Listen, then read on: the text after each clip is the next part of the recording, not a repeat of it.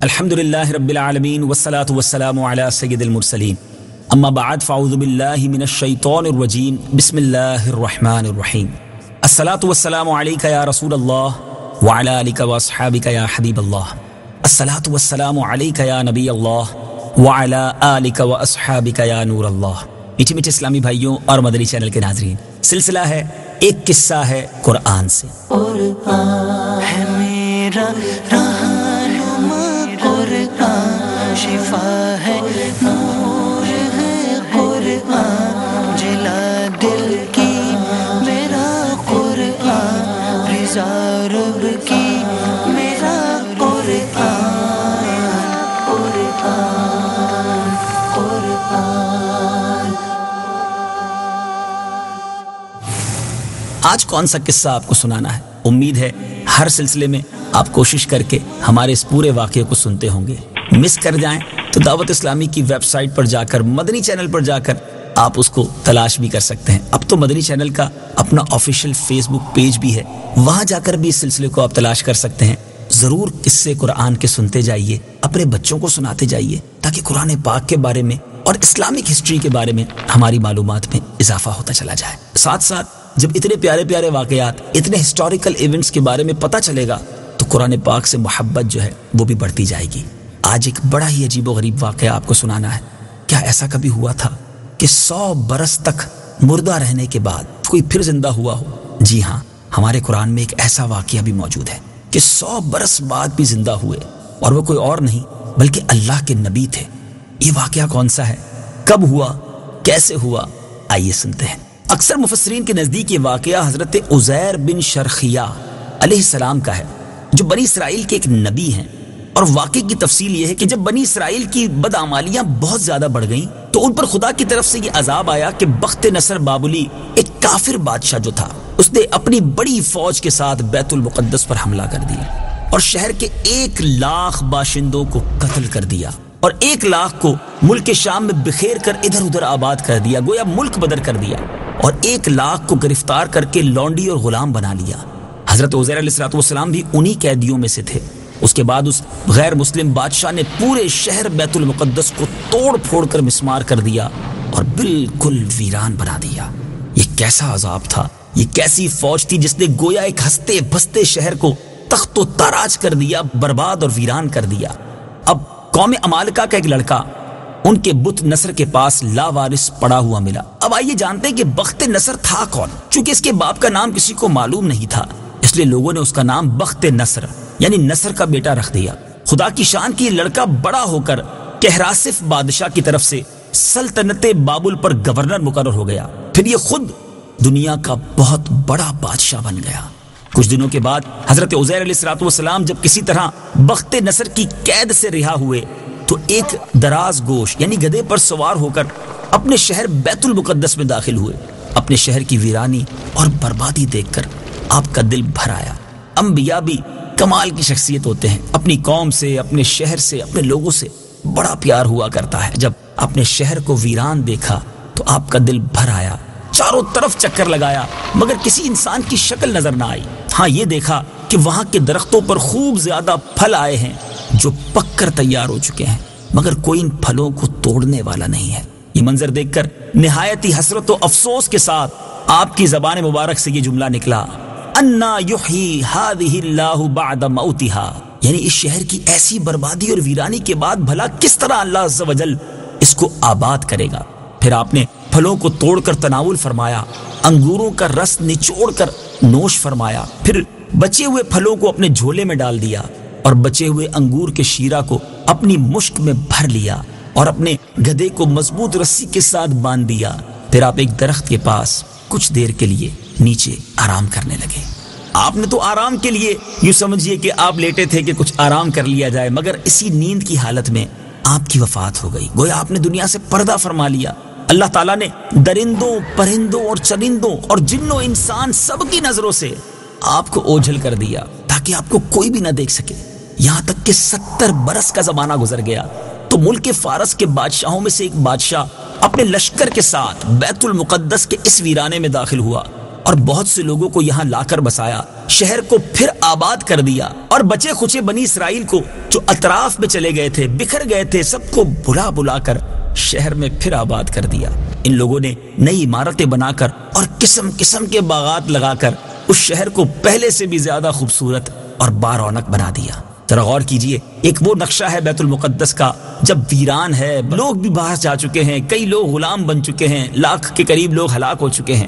ایک شہر تھا جس میں کوئی نہ تھا، اور اب 100 سال کے قریب عرصہ گزرا ہے اور شہر پھر سرسبز و شاداب ہے، پھر عمارتیں ہیں، پھر لوگ آباد ہیں۔ جب حضرت عزیر علیہ السلام کو 100 برس وفات کی حالت میں گزر گئے تو اللہ تعالیٰ نے آپ کو زندہ فرمایا۔ آپ نے دیکھا کہ آپ کا گدھا مر چکا ہے اور اس کی ہڈیاں بھی گل سڑ کر ادھر ادھر بکھری پڑی ہیں، مگر تھیلے میں جو پھل تھے اور مشک میں رکھا ہوا انگور کا جو شیرہ تھا، جو انگور کا جوس تھا، بالکل خراب نہ ہوا تھا۔ نہ تو پھلوں میں کوئی بو تھی، نہ تغیر تھا، نہ شیرے میں کوئی بدمزگی تھی۔ اللہ غنی۔ آپ نے یہ بھی دیکھا کہ آپ کی سر اور داڑھی کے بال بھی کالے تھے، یعنی آپ 40 برس کی عمر میں گویا آرام کرنے لیٹے تھے، آپ کو وفات دے دی گئی۔ 100 برس بعد جب آپ اٹھے تو آپ اب بھی گویا 40 برس کے ہی دکھتے تھے۔ آپ حیران ہو کر سوچ و بچار میں پڑے تھے کہ اللہ عز و جل نے آپ پر وحی بھیجی اور اللہ تعالیٰ نے آپ سے دریافت کیا کہ اے عزیر، آپ کتنے دنوں تک یہاں رہے؟ آپ نے خیال کر کے کہا کہ میں تو صبح کے وقت سویا تھا، اب عصر کا وقت ہو گیا ہے، اور جواب دیا کہ میں دن بھر یا دن سے کچھ کم وقت سوتا رہا۔ اللہ تعالیٰ نے فرمایا کہ اے عزیر، تم پورے 100 برس یہاں ٹھہرے، اب تم ہماری قدرت کا نظارہ کرنے کے لیے ذرا اپنے گدھے کو دیکھو، اس کی ہڈیاں گل سڑ کر بکھر چکی ہیں، اور اپنے کھانے پینے کی چیزوں پر نظر ڈالو کہ ان میں کوئی خرابی اور بگاڑ پیدا نہیں ہوا ہے۔ پھر ارشاد فرمایا کہ اے عزیر، اب تم دیکھو کہ کس طرح ہم ان ہڈیوں کو اٹھا کر ان پر گوشت پوست چڑھا کر اس گدھے کو پھر زندہ کرتے ہیں۔ پھر چنانچہ حضرت عزیر علیہ السلام نے اب جب اپنے گدھے کو دیکھا کہ اچانک بکھری ہوئی ہڈیوں میں حرکت پیدا ہوئی اور ایک دم ہڈیاں جمع ہو کر اپنے اپنے جوڑ سے مل کر گدھے کا ڈھانچہ بن گیا، پھر لمحہ بھر میں اس ڈھانچے پر گوشت پوست بھی چڑھ گیا اور گدھا زندہ ہو کر اپنی بولی بولنے لگا۔ یہ دیکھ کر حضرت عزیر علیہ السلام بلند آواز سے کہنے لگے، اعلم ان اللہ علی کل شیء قدیر۔ ترجمہ، میں خوب جانتا ہوں کہ اللہ ہر چیز پر قادر ہے۔ اس کے بعد حضرت عزیر علیہ السلام شہر کا دورہ فرماتے ہوئے اس جگہ پہنچ گئے جہاں 100 برس پہلے آپ کا اپنا مکان تھا۔ کسی نے آپ کو نہ پہچانا، نہ آپ نے کسی کو پہچانا۔ ہاں، البتہ یہ دیکھا کہ ایک بہت ہی بوڑھی اور اپاہج عورت مکان کے پاس بیٹھی ہے جس نے اپنے بچپن میں حضرت عزیر علیہ السلام کو دیکھا تھا۔ آپ نے اس سے پوچھا کہ کیا یہی عزیر کا مکان ہے؟ تو اس نے جواب دیا کہ جی ہاں۔ پھر بڑھیا نے کہا کہ عزیر کا کیا ذکر ہے، ان کو تو 100 برس ہو گئے ہیں کہ وہ بالکل ہی لاپتہ ہو گئے ہیں۔ اور یہ کہہ کر بڑھیا رونے لگی، اور آپ نے فرمایا کہ اے بڑھیا، میں ہی عزیر ہوں۔ تو بڑھیا نے کہا کہ سبحان اللہ، آپ کیسے عزیر ہو سکتے ہیں؟ آپ نے فرمایا کہ اے بڑھیا، مجھ کو اللہ تعالیٰ نے 100 برس تک مردہ رکھا، پھر مجھ کو زندہ فرمایا اور میں اپنے گھر آ گیا ہوں۔ تو بڑھیا نے کہا کہ حضرت عزیر علیہ السلام تو ایسے باکمال تھے کہ ان کی ہر دعا مقبول ہوتی تھی۔ اگر آپ واقعی حضرت عزیر علیہ السلام ہیں تو میرے لیے دعا کیجئے کہ میری آنکھوں میں روشنی آ جائے، میرا فالج اچھا ہو جائے۔ حضرت عزیر علیہ السلام نے اللہ کی بارگاہ میں دعا کی، بڑھیا کی آنکھیں بھی ٹھیک ہو گئیں اور اس کا فالج بھی ٹھیک ہو گیا۔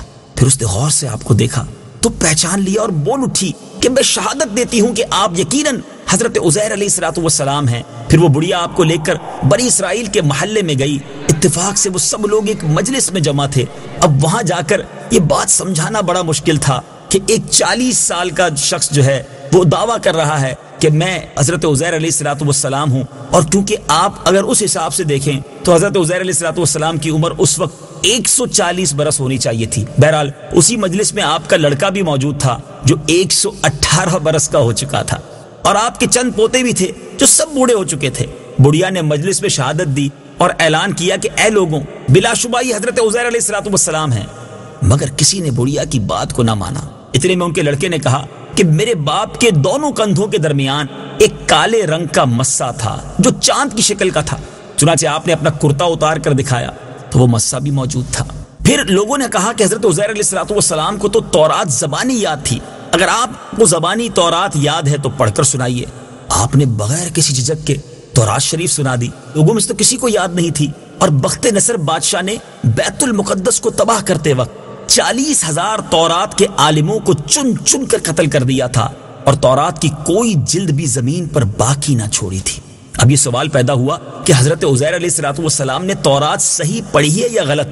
تو ایک آدمی نے کہا کہ میں نے اپنے باپ سے سنا ہے کہ جس دن ہم لوگوں کو بخت نصر نے گرفتار کیا تھا تو اس دن ایک ویرانے میں ایک انگور کی بیل کی جڑ میں ہم نے تورات شریف کو دفن کیا تھا۔